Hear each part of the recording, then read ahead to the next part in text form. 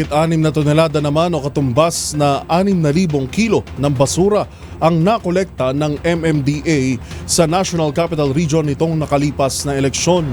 Ayon sa MMDA, 288 sako ng basura ang kanilang nakuha mula sa 17 lungsod at bayan sa NCR.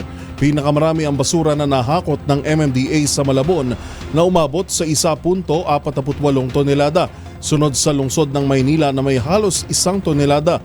Pangatlo sa Parañaque na may pinakamarami rin.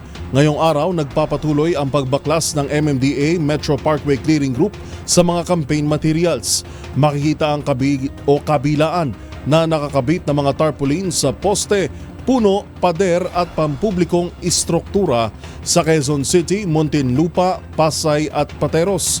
Base sa COMELEC Resolution 11111, inaatasan ng mga kandidato, partido at party list na tanggalin ang mga campaign materials sa loob ng 5 araw matapos ang halalan.